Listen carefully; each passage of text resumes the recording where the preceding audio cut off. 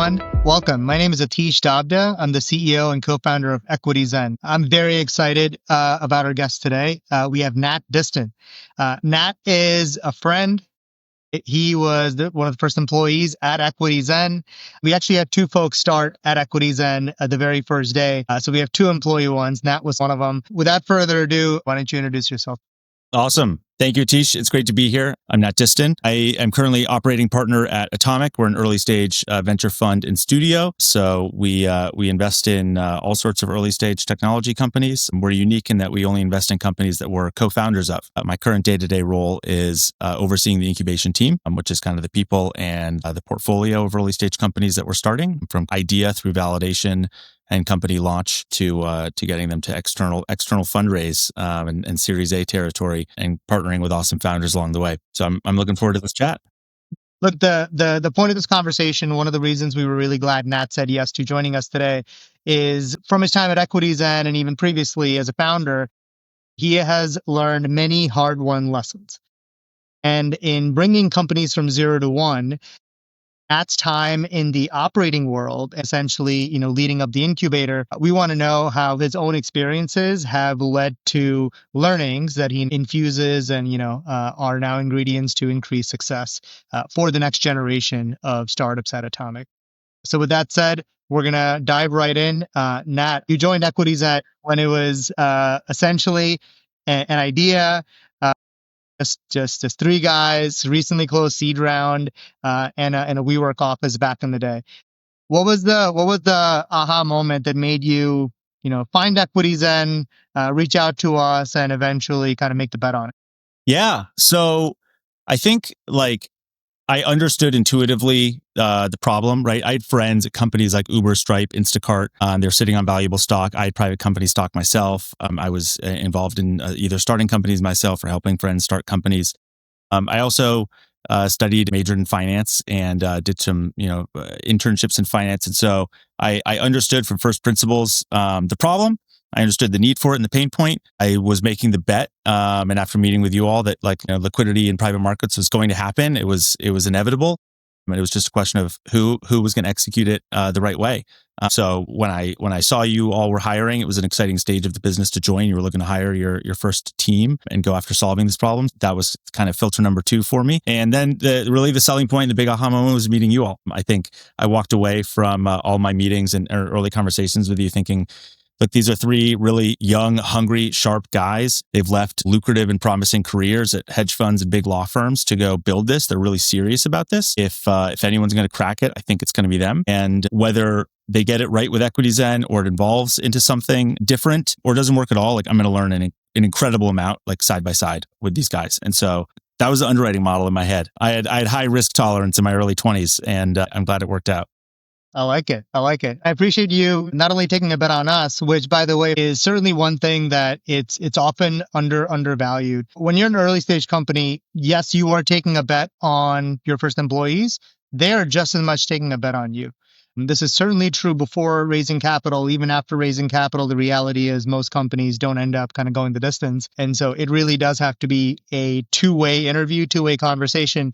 And Nat, I remember I used to tell everyone, I actually still do, tell every single person that joined or even considered joining EquityZen, I used to say, I can't promise you much, but what I can promise you is that you're going to learn an absolutely tremendous amount and more than you would have many other places. So it sounds like at least part of that resonated with you.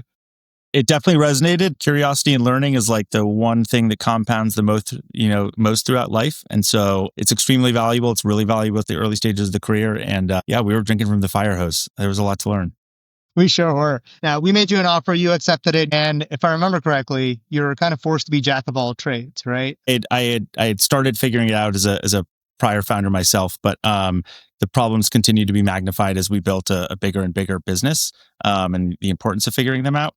At the earliest stage, the only KPI that matters is surviving long enough to have KPIs that matter. That's probably how I prioritized it and we prioritized it. One great thing EquityZen taught me was just dealing with ambiguity and learning how to be high agency and autonomous, right? I had the benefit, the pro of having 3 different managers, both literally and figuratively. I think literally at one point, each of you was technically my manager on paper, but all the time I was working really closely with any given one of you. I think the benefit is everyone is really highly aligned with what the goals of the business were. In terms of my role and like what to focus on priority wise, it was how do we get revenue into the business, right? And credibility. Those were probably the biggest things.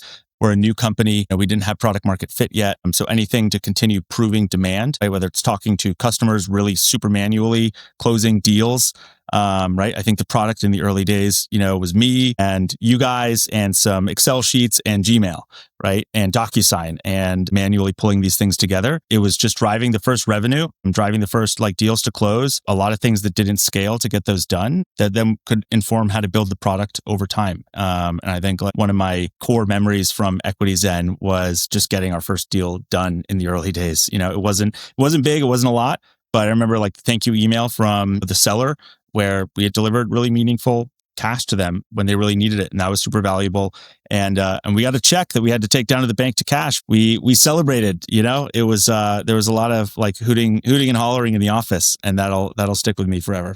That's right. That's right. Well, one of the things, Nat, you mentioned is this idea of essentially developing a skill. In your seat now at Atomic and for the last few years, have you seen founders or potential founders fall into different buckets, folks that exhibit a certain type of characteristic, one that you've seen succeed more regularly? Yeah. I mean, there's a lot of different flavors of what makes founders really good. One lens that we view the world at Atomic is there's largely 2 big buckets of people. There's folks that play defense, right? They're responding to their inbox, their Slack, their calendar. And then there's folks that are playing offense, right? And they've got 1 to 3 needle movers that are make or break for their business, and they're going to clear the decks and move mountains to make that happen, and everything else kind of falls secondary to that. And obviously the best founders fall in that latter camp, right? They just have a really, really high focus on the things that are most important to their business at that stage. And focus is so important. There's a lot of ways as a CEO and a founder that you can spend your time and your energy, but there's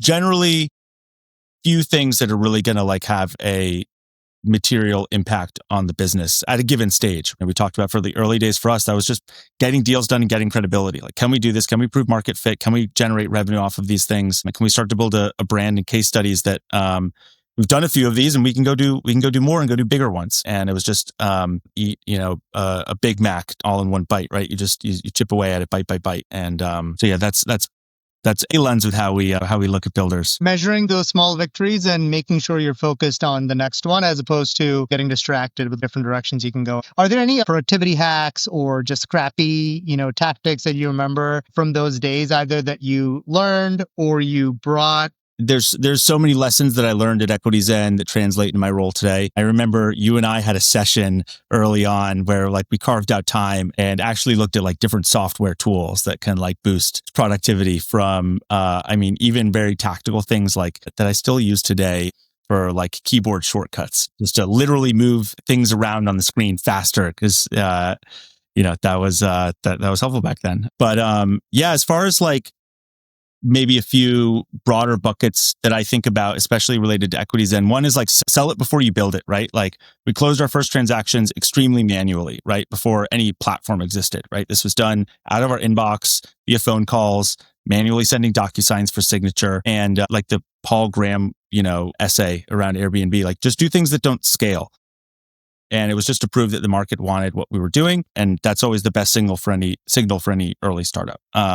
So that's one. I think the second is build trust, right? We were building in a highly regulated space. We were talking about doing private, market secondary stock sales for millions of dollars. And we were new to the market. The market was new itself and we were a new entrant. So we had to build a lot of trust and credibility. And we were having conversations with general counsels and CFOs and sending a lot of updates, being very transparent and communicative. Again, that's the kind of stuff that didn't scale, but it built a brand. People don't remember what you said. They remember how you made them feel, right? And that went a long way to building credibility in the early days. That's all we had. It's all we had. All you have is your reputation, right? And then I think a third thing act bigger than you are, right? We were a 5-person team out of a WeWork, but we built processes and discipline, and we communicated with an institutional tone as if we were a 50-person organization. I think that gave all of our counterparties, whether it's shareholders, investors, companies that we were working with, a lot of confidence in what we were doing. I love that you said those. And, I think especially the trust part really resonated because just time and time again, I remember us talking about this. We're touching people's money. Money is so important. It has a unique place in our society. And so when you're touching people's nest egg, something they've worked really hard for, you really have to go the extra mile, not just for regulatory purposes, which is important, but also just for trust building purposes. And just bringing back so many memories, Nat. But I actually want to turn this over to you. Are there one or two kind of out there memories that you remember from the early days that's appropriate for this venue? One that always sticks with me was I got this email very early on by an investor who was really upset. I think he didn't get into a deal, but I was getting reamed out in this email. I mean, I was 24, 25, and it made me nervous. I had to react. I had to pick up the phone and call him, but I took a deep breath and just decided I had to be honest. There was no way out of it but through. Yeah. And it ended up being like one of the more positive calls I've ever had. We talked for a really long time. I think in his mind, we were a much larger institution and had we acted bigger than we were. Yeah. And that worked to our benefit. We had a lot of credibility. And I walked him through, where we were as the business, how we were operating, things that I was looking to improve as I was managing the marketplace at that time, and areas that, I saw as challenging, and wanted his feedback on his experience as an investor. And it won him over. Like, it was a super positive call. It was really collaborative. And I just remember him coming in after like deal after deal after deal at that point. And he was putting in money in a bunch of different offerings for us, and was a really strong customer, and then just a really strong point of feedback for us on the platform and the product. And so I think it just taught me like a huge lesson in transparency and also just the power of picking up the phone and being real. Right there, the picking up the phone part, Nat, this is just something that is so critical, especially one that's becoming harder to achieve in this world of instant responses from AI-driven chatbots and, immediate responses via text. I'm so glad that you had that experience. And I'm really glad that you're highlighting this, because even more so important today than I think in those days, where no matter how big or small a company you are, to the client, to the customer, it kind of doesn't matter. Right? Like, the customer wants a good coffee, whether you're Starbucks or the local mom and pop coffee shop. And at some point, that can be the distinguishing factor for you, especially as you're tying this back together, developing trust. Anything that jumps out to you as you kind of think back to those days? Totally. One thing looking back that's kind of wild is just some of the people that we worked with in those early days. These were founders, CFOs, early employees at what were then promising startups, but today are leading some of the biggest companies in the world. These are household names, stock market darlings. I still think about those early transactions and how meaningful it was to give those people liquidity when the future of their companies wasn't yet certain. And it's incredible to see how far they've come, and to know that we played a small role in helping them stay focused and keep building. I recently caught up with an early client of ours. You must have talked to them. They purchased Palantir through us in the early days. They bought Palantir back then. They continued to buy over the course of Palantir's private life. Obviously, Palantir is just absolutely ripped and does tremendously well in the public markets. But the amount of returns that they got is just so much greater because they started investing all the way back then. So they were actually saying, the exact quote, if I remember correctly, was, in-laws were able to buy a vacation house because I got them into Palantir through equities. So, beautiful thing. It's exactly. And it's just, it's fascinating to be able to actually deliver on the theoretical promise of this. But look, obviously, not everything was hunky-dory in the early days. There were a lot of challenges. You got reamed out by a client. I've definitely had my share of charged conversations with prospective clients. Not everything was, rainbows and sunshine. Any biggest challenges, hurdles that you can think of that really stuck with you? Yeah, I mean, one of the biggest things off the bat, and this is true for so many early stage operators, is just credibility, right? And building trust in the market, right? We were a small team working out of a co-working space, and we had to convince CFOs and GCs, the billion-dollar companies, to trust us with their employees' stock. As you mentioned, we're handling people's money. These are really sensitive situations, and people's really hard-earned money. This was equity in startups that they were trying to get a little bit liquid. And secondary markets as a whole was pretty new. I think there was maybe under $1 billion of total transaction volume. around when EquityZen started. It's many orders of magnitude bigger than that now. But the market was small and EquityZen was small. No one had heard of us, and secondary markets were still a little bit taboo. And so the early days, it was a bit pushing a boulder up a hill on the having to constantly explain who we were, how it worked, why this was beneficial to companies. Eventually, through resiliency and grit and just belief, knowing that this problem existed and needed to be solved, and belief that we could do it. Like the turning point came when we just started earning trust one transaction at a time, right? Every successful deal becomes more proof that we're real and we know what we're doing. And, you could also start to feel a turning point when, it goes from outbound to inbound. And so when we have, investors clamoring to get into deals, investors getting upset that they couldn't put more money into EquityZen itself. Those are great problems to have. And also just when you start having investors investors trying to get into deals and shareholders from household names and major unicorns that we'd want to transact in, starting to reach out to us and refer us to their friends. We suddenly had a lot of momentum, right? Repeat investors, referrals, deals coming to us organically. It takes a while to get there, or certainly at the time felt like it was took a while to get there. But the through line was just consistency, doing deals right, communicating well, hand-holding folks through the process, and at the beginning doing things that didn't scale. But that discipline, built a flywheel momentum that, got the business off the ground.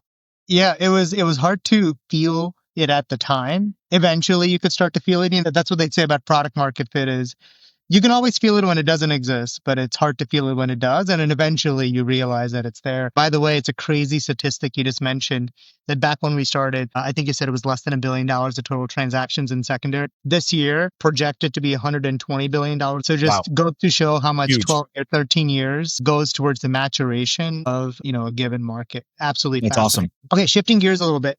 Nat, you went from being an operator and are now in a place not only where you're helping founders incubate, but you're also doing underwriting. You're not just giving them advice, but you're also helping them a strategy. You're identifying which ideas and therefore which people have the best chance of succeeding. How has being in the trenches of your own company at EquityZen fundamentally informed the way you invest, underwrite, and define strategy for the founders that you help incubate?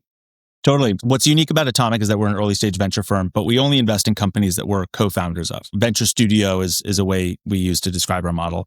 So while we manage money like a traditional early stage VC, we're also really in the trenches as operators and builders. And everyone on my team, on the company building side and investing side, has started or run companies in the past, which is a very different muscle from purely investing. And I know that's why my background with EquityZen has prepared me really well for this role. Having been through the early stage chaos, hiring, selling, experimenting, building product, learning, making plenty of mistakes, right? Develops like the instincts that matter. And then I think on top of that too, EquityZen was a finance business, right? So we also had kind of a dual lens of, right, while we were also building a fintech marketplace, we were also wearing like investor hats from day one, sourcing and evaluating investment opportunities, understanding like risk and pricing, talking to investors about deals. And that dual perspective of operator and investor has shaped how I approach company building today. And so at Atomic, I get to use both lenses daily, building companies hands-on with founders, but also allocating capital and managing a portfolio. And I think the important thing I learned is just from company building is just having, empathy for what founders go through and the grind it takes to get to product market fit. It's true for founders, Nat. It's also true for early employees because a lot of times if the founders are running around kind of like headless chickens, the employees are following them. That's literally what they're trying to do is support the founders as much as possible. So it can be just as chaotic for the actual founding team and the early team as it is for founders. So all the more reason why not only can you demonstrate empathy, but it sounds like you can almost act as a bit of a shock absorber for folks that are, the founders in the incubator, and having the operating experience that you and the other co-founders bring, I can totally see how valuable that is. Shifting towards the underwriting side of things, how do you build conviction? We just talked about how long it took the private secondaries market to demonstrate, right? From $1 billion back in the day to now over $100 billion of annual volume. So market size, timing, the importance of proprietary technology or IP, the traits of a founder that we talked about before. Can you speak from your kind of unique insight as an operator of what you've seen does work and what you've seen can be counterproductive? How do you come up with the underwriting model? How do you select the ideas and therefore the teams in the incubator? Totally. Yeah. At a high level, our thesis, the simplest form is we want to build really great companies that solve society's biggest problems, right? So we start by asking, what are those big, probably really obvious problems in the world, right? And then we spend a lot of time understanding those through research, data, talking to people in the ecosystem. What you see on the surface, like the problem, is usually just a symptom. An example I use a lot is housing.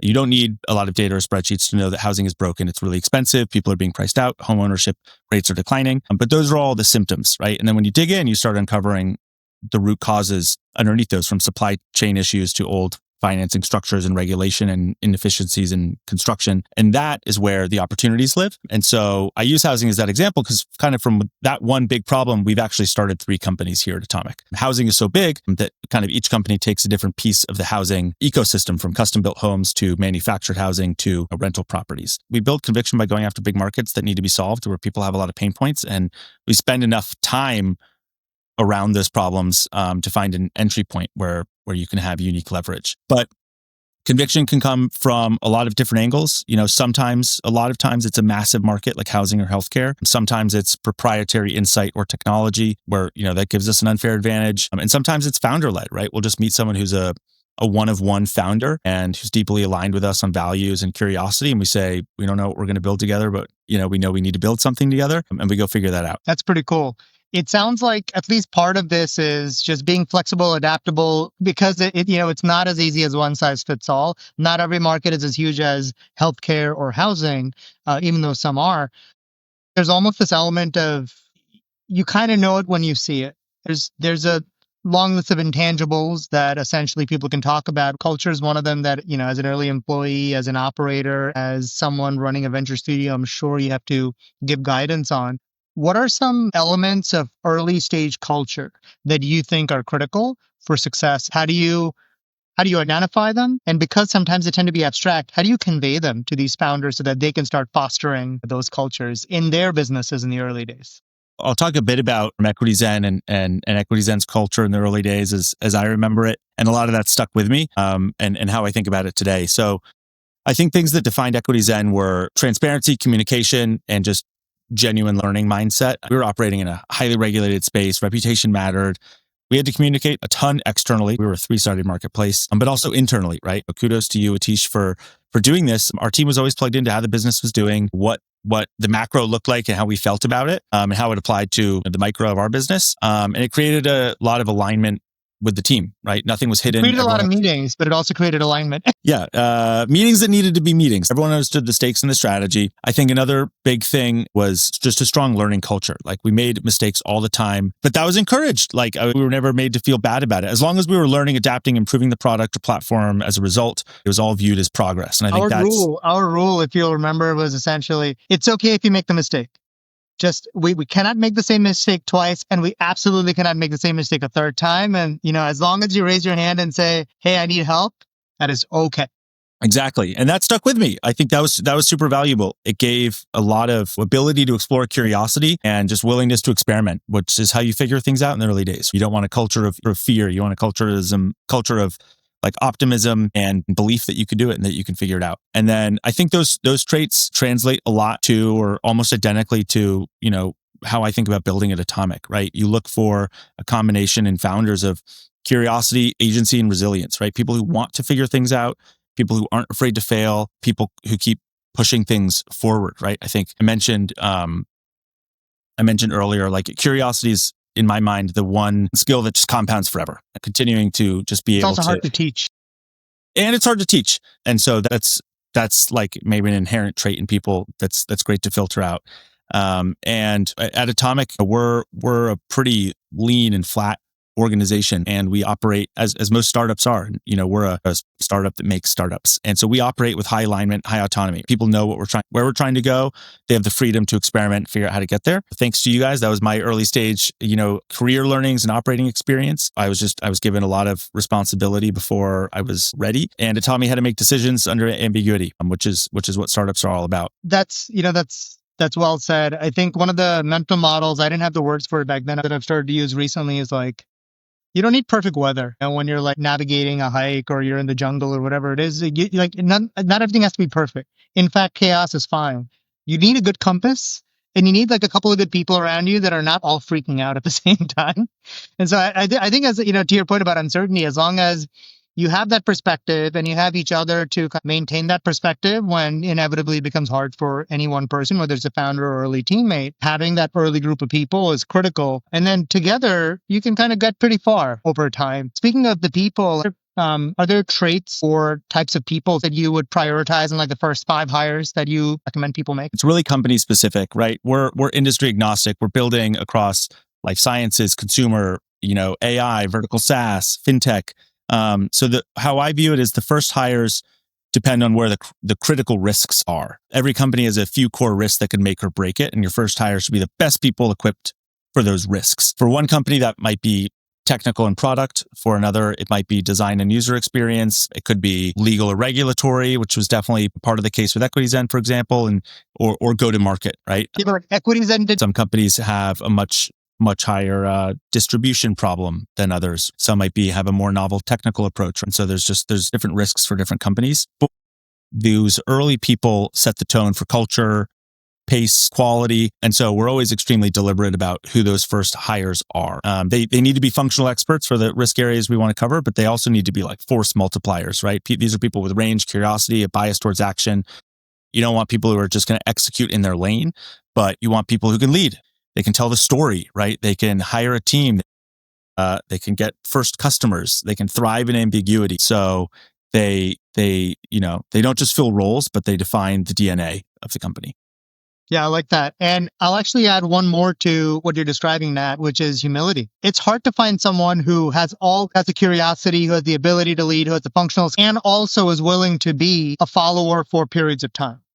And I think that combination with the humility is something certainly we saw in the early days of EquityZen, and I'm sure it's something you guys prioritize at Atomic and the various, successful ventures you guys have built. There's one more kind of key question I wanted to ask you, which is you've had a front row seat on the evolution of the venture market over the last, dozen years. Where do you see the industry going? What do you think are the biggest opportunities that, we're going to continue to see? We're in this fascinating period where all of the capital markets seem to be slowly blending together. Venture capital at its core is just like the earliest stages of private equity. And over the last decade, we've certainly, especially in the secondary space, we've seen all of those lines blur. Private equity firms have been moving earlier and earlier, doing what used to be late stage or growth stage venture. At the same time, venture funds have gone the other direction, raising mega funds, expanding into platforms that can do everything from like your pre-seed check to $1 billion growth round. Right. You've got hedge funds showing up to late stage financing for the reasons EquityZen got into business, right? Companies are staying private longer. There's more upside to be captured if you can get in pre-IPO. Yeah, just a couple like examples. You've got Sequoia, right? They've restructured themselves to hold companies longer, right? Well beyond the IPO, because their beliefs the biggest returns compound in that later phase, especially when you've been involved in a company for so long. You've also got like Thrive. It's now getting into the private equity space with Thrive Holdings, where, the buy and operate businesses. We're seeing just like a blend of venture, like growth rounds, private equity and public markets. And I just think secondaries and liquidity are just a huge part of that evolution. Not every fund or LP or founder or employee is set to hold an asset from first check all the way through the public markets, right? Everyone's investment mandate is different. And so building structured liquidity in the system is really healthy. And it's something we saw play out at EquityZen with founders and early employees and early investors. And I can, from my seat now, continue to see play out across the broader ecosystem for GPs and LPs and funds themselves to get liquidity and or rebalance a portfolio. I imagine that trend will, only continue as kind of this whole capital stack, keeps converging. I agree with you. Not only is it the case in private markets generally, it seems to be the case across the entire private market spectrum. Totally. And I'm really excited to see, obviously, where this continues to go. Nat, I want to say thank you again for your insights, your time. and obviously your friendship over the years. It's been awesome talking to you, and really fun to go down memory lane. This was awesome. Thank you for having me. It was great to catch up. Appreciate the chat. We'll talk soon.